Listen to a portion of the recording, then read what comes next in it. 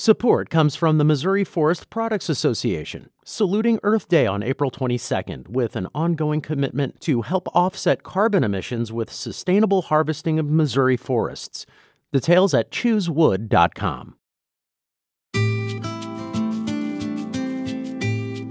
Once they try it, they realize it's not so bad. It's faces that that are familiar to them. Their dance teachers right there. They have beautiful music they can hear. There's someone they can watch very clearly to do the steps with them. So it's really just kind of overcoming that initial kind of trepidation about trying something like this on a virtual setting. And every place we've tried it with has absolutely loved it, including some memory care communities. My guest today helped us understand how to better care for loved ones in nursing homes. They shared some great ideas to combat the cold and isolation. One that I really love is watching the same movie together at the same time and then calling each other to talk about it. Taking a video and sending it to them of Christmas lights that you see around town and describing what those look like. And another is sending handwritten cards. You've got to be thinking about how can my loved one really participate? The more they can participate, the better. And that really keeps that loneliness, isolation at bay. I'm Sarah Fenske. This is St. Louis on the Air. And before we move on, I want to remind you that the biggest source of St. Louis Public Radio's funding comes from listeners like you. Because you value what you hear on St. Louis on the Air, donate today. Go to stlpr.org/donate. That's stlpr.org/donate. At the beginning of the pandemic, nursing homes were hit hard.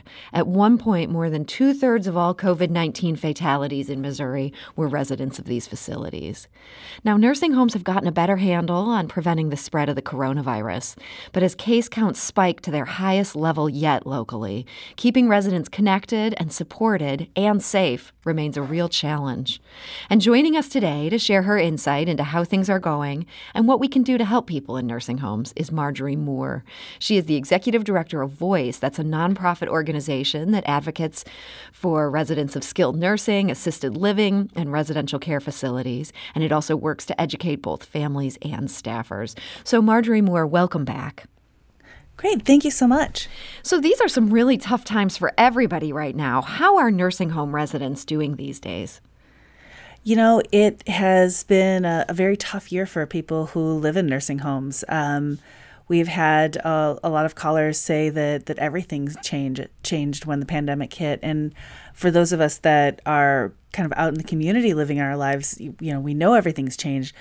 But to imagine what nursing home residents are going through, most are in rooms that are the size of our bedrooms, maybe a little bit bigger, not too much, often with a roommate. And in some of our facilities in the city, sometimes with 3 roommates. And then sometimes alone. And I'm not sure which is worse, is being alone all the time or being with a roommate that you didn't choose. Yeah, both sound so tough. And I know prior to the pandemic, a lot of nursing homes worked really hard to have stimulating activities for people, to have visitors come in. Have they cracked down on that throughout this entire pandemic, or was there at least some months in the summer there where visitors were largely welcomed again?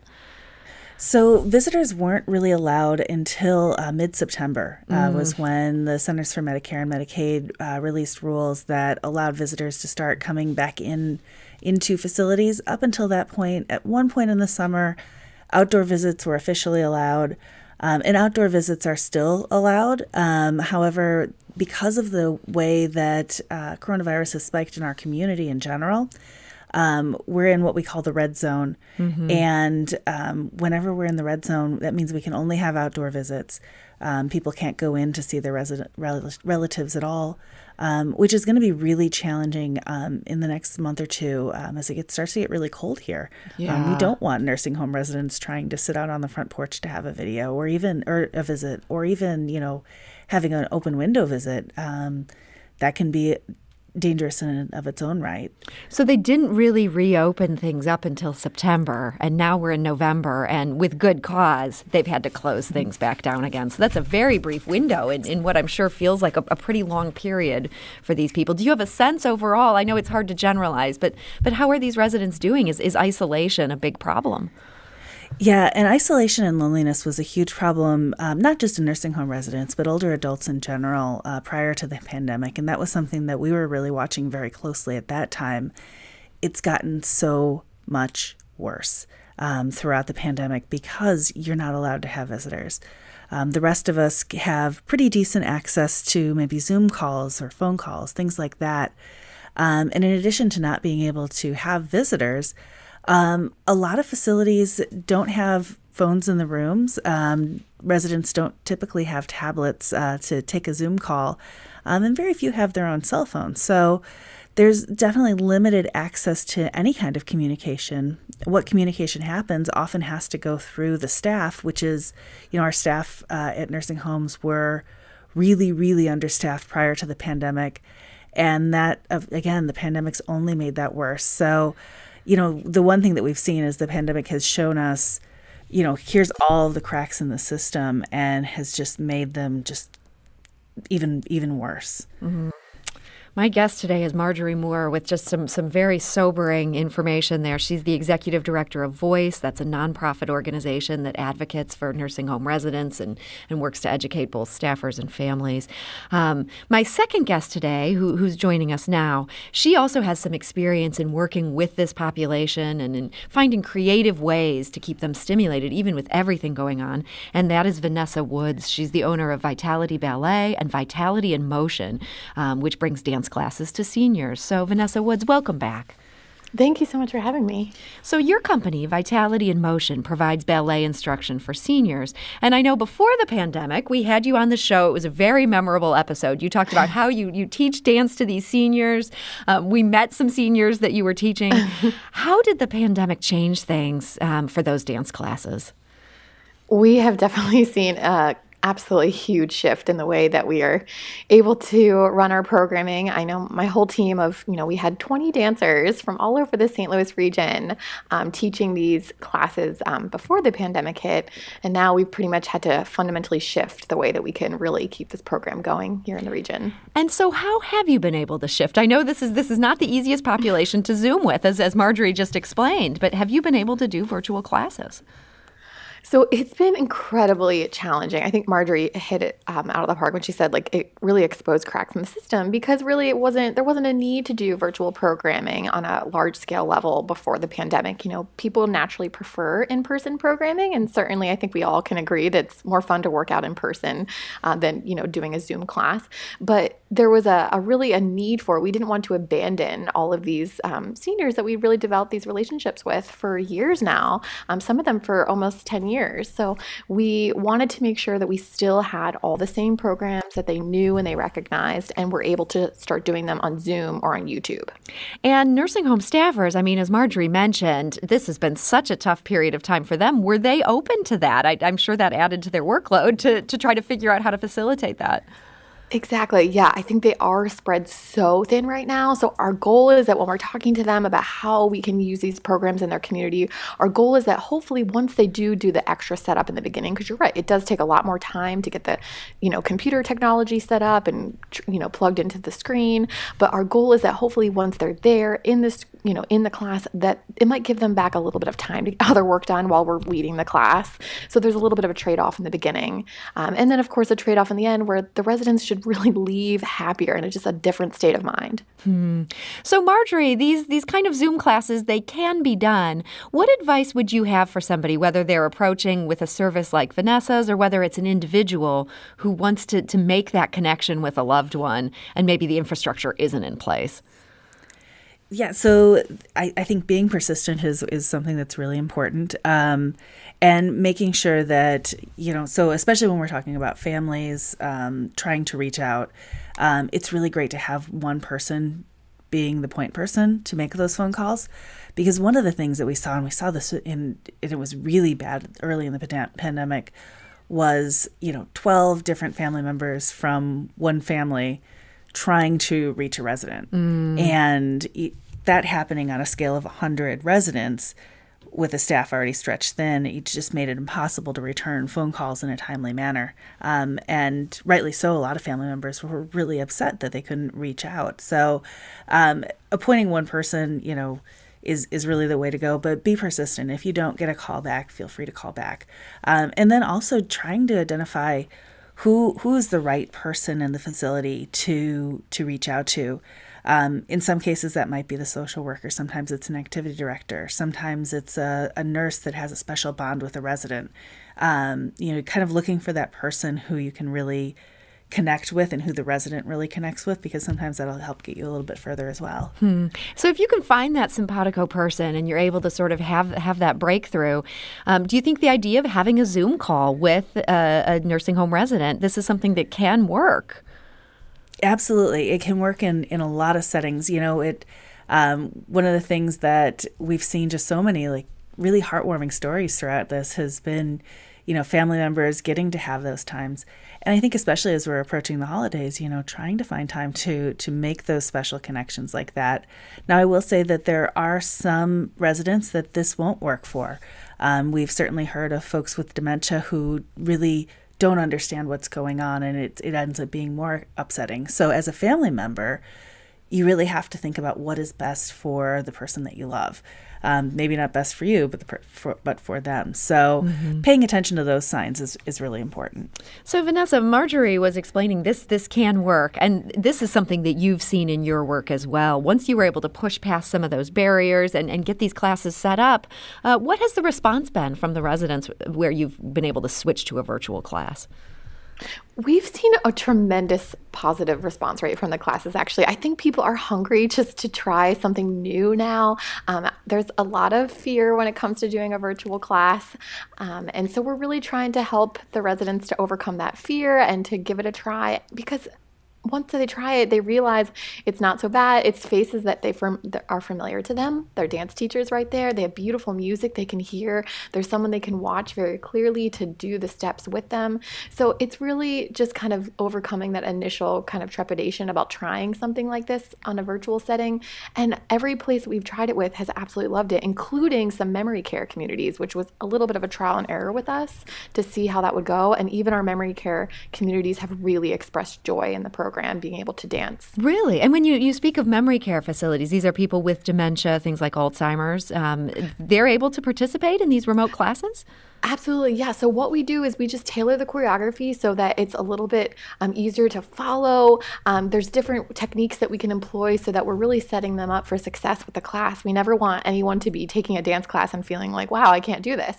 So we really make sure that everyone can really excel in the class, can feel wonderful, can feel positive and feel good about what they just did. And that includes our memory care communities that we visit on a pretty wide scale before the pandemic. So we want to make sure that we're not, excluding them and saying, okay, only independent living and assisted living. So it's very important to us that the programming is inclusive, because everyone needs, the stimulation and the enjoyment and the joy of movement.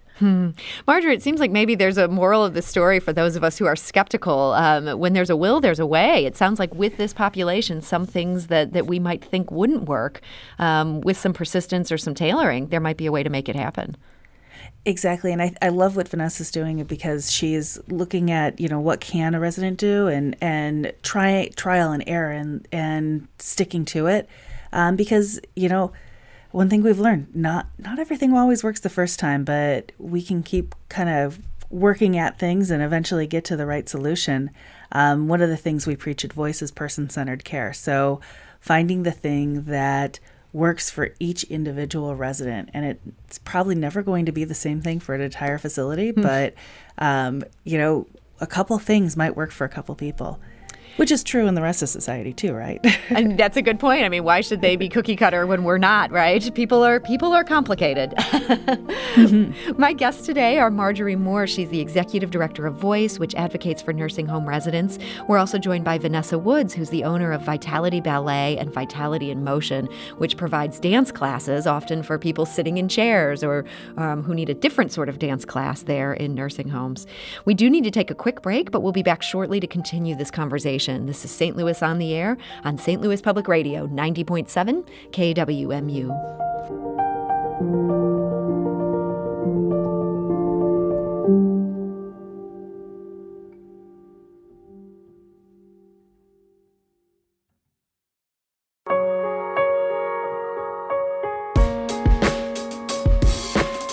And now back to our conversation. We're talking about how to keep nursing home residents connected and included during the holidays without endangering their safety. And my guests are Vanessa Woods of Vitality Ballet and Vitality in Motion, and Marjorie Moore, who's the executive director of VOYCE. That's a nonprofit that advocates for nursing home residents. So Marjorie, your big push is that you want to see creative remote engagement ideas for nursing home residents as we go into this holiday. And you say that it's absolutely critical that people start thinking about this and planning for this now. Feels a little early for Christmas. Why is it not too early when it comes to this issue? Well, depending on what you want to do, you're not just trying to coordinate with your loved one and the rest of your family, but you're also trying to coordinate with the staff of the long-term care facility. And you're trying to make sure that you get on the schedule, and they're also trying to coordinate with maybe 100 other families. So it's important to start having those conversations now, set expectations, and also see what is and is not possible, because you're going to need to be flexible this year.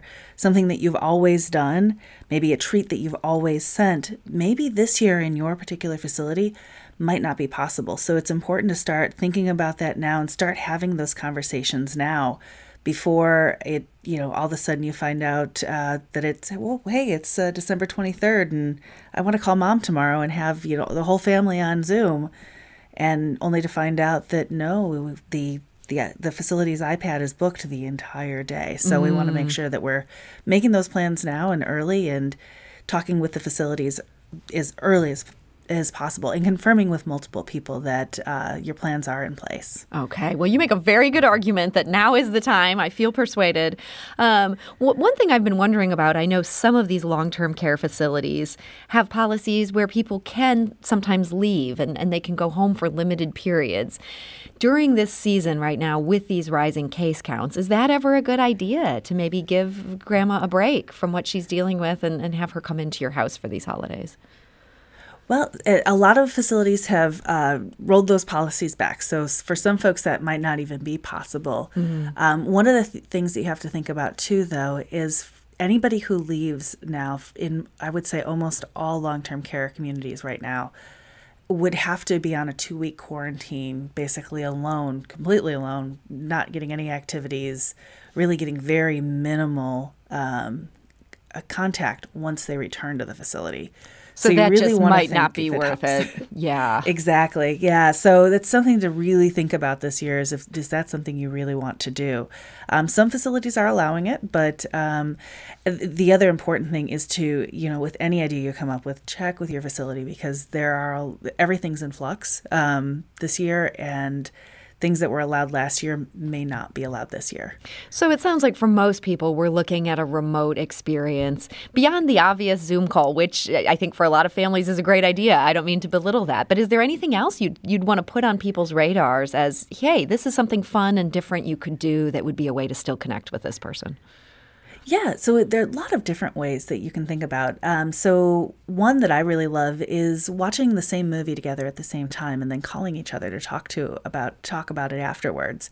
Maybe It's a Wonderful Life is your family tradition and everybody always watches that this year. It doesn't mean that Grandma can't be involved in that activity. But again, with some pre-planning and some working with the facility, we can probably get that up on TV at the same time. And this also works for people who have visual impairments too, because there's a great service called audio description on almost all streaming services now. So they can actually hear what the action going on the screen too. So that really helps out. It makes things accessible. You've got to be thinking about how can my loved one really participate? The more they can participate, the better. And, that really keeps that loneliness, isolation at bay. Another thing that I love is doing either a Zoom call or taking a video and sending it to them of Christmas lights that you see around town and describing what those look like and just letting them be a part of things. And another is sending handwritten cards. For a lot of our folks who live in long-term care, that was the way we communicated for a very long time. So I think that's a really welcome way to communicate now. So thinking about ways like that can really help people feel more connected through what's sure to be a lonely holiday season. Those are all some great ideas. We actually have a caller with a question here. I'm going to go to the phone lines. Nick is calling from Wentzville. Nick, hi, you're on St. Louis on the Air. Hi, Ms. Fenske. How are you, ma'am? Thank you for joining us. So I have a question. So is this the Zoom call? So do all resident facilities have the capacity to integrate the residents and the families via a tablet? And if not, is there a way to possibly donate some tablets so that we can make this a reality? Nick, I think that's a great question, and that's a great idea. Marjorie, any thoughts on whether these donations would be welcome or if this would just seem like more of a hassle to this overtaxed staff? I think that a lot of facilities, especially those facilities that rely solely on Medicaid for their funding, would probably welcome these because Nick's right. A lot of facilities don't have a tablet or had a tablet and it got lost or broken, and that is a reality in nursing homes. Is things get misplaced because you have so many people having hands on it all the time that things just. Who had that last? So, so I would almost guarantee that most facilities would welcome a donation of a tablet. Again, check with them first to see if there's a preferred brand or a type that they're already using or a type that they know how to use. And also check to make sure that they have Wi-Fi capabilities. Some facilities don't, especially in our poorer regions. So I think that's, but checking with them, a bunch would love to have them, I'm sure. And it would really help a lot of folks. We also heard from Eileen on Twitter. She writes, my siblings and I have been doing Zoom and Skype visits with our brother in a nursing home, and they are fun. Not enough aides to assist with these visits. Vanessa, that reminds me of what you were saying about how this has kind of just exposed some of the weaknesses in this system. It seems like there are some really good ideas and people who want to help, but in some cases, these staffs are just really overtaxed. Absolutely. Yeah, we've been finding that a lot, especially even they used to have volunteers that would come help because a lot of times to do programming, any kind of programming or even just visits, it does have a lot of hands on deck and they're just really spread very thin. Are you finding that, with all the difficulties nursing homes have to deal with the pandemic, the need for protective equipment, things like that, they're also having to get rid of their programming budgets, the thing that would normally pay for a service like yours? We have noticed an extraordinary change in the way that the budgets are allocated because normally the programming is coming from their activities budget, but I'm believing that a lot of their activities budgets is being reallocated for PPE and so other supplies. And so even programs like mine are really kind of, falling in the back burner, certainly understandable. But we just want to make sure that programs like this are there to help, with some of the other things that they're going to need for socialization and cognition and exercise, wellness. Mm-hmm. Yeah, and with these programming budgets going away, Marjorie, it sounds like it's even more important for families who are thinking about doing something, figure out a plan and try to make this happen no matter how much hassle goes into that. Exactly. And I think that the more that you can provide for the person that you're trying to connect with, the better, because as you mentioned, the budgets are getting really tight. A lot of it has had to be reallocated. It's only been recently that, the CMS has allowed for some money to go for things like those plastic panels that go up for visitation. So, a lot of facilities bought that out of, dollars that were meant for, something else or, thinking, not, I don't want to say that, just to kind of make sure that families were safe so they were able to visit. So it's it's going to be tough this year to make sure that residents are stimulated all the time. So for anybody who's feeling the call to want to try to figure this out, I understand that VOYCE has put together a program about making these creative connections. This is something you did via Zoom, and this is still available. If people want to check this out for themselves, how can they do that? Sure. They can go to our website, which is voicestl.org, and voice is with a Y. And if you go to our education tab and look at the family education area, there's a place where you can sign up to get that video sent right to your email. And we did about an hour-long presentation with all kinds of ideas, different ways to different ways to connect and to help families a little bit better understand what's going on inside of a facility. Okay, well, that's great to know. That's at voicestl.org. That, again, is VOYCESTL.org. We'll also make sure to have that available on our website, which is stlpublicradio.org. Marjorie Moore, Executive Director of VOYCE, I want to thank you so much for joining us today. Thank you. And Vanessa Woods of Vitality Ballet and Vitality in Motion, we want to thank you for joining us, and we're hoping that in better days ahead, we can get all these seniors back to their dance class. Yes, we agree. Thank you so much for having me.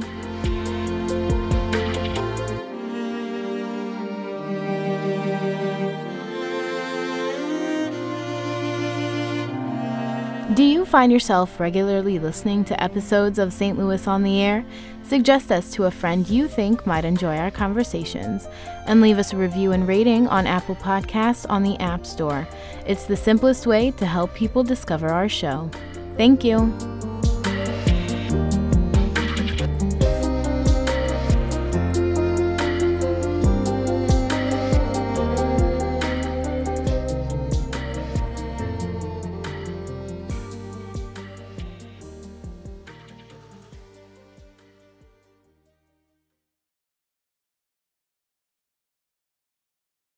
Support comes from the Missouri Forest Products Association, saluting Earth Day on April 22nd with an ongoing commitment to help offset carbon emissions with sustainable harvesting of Missouri forests.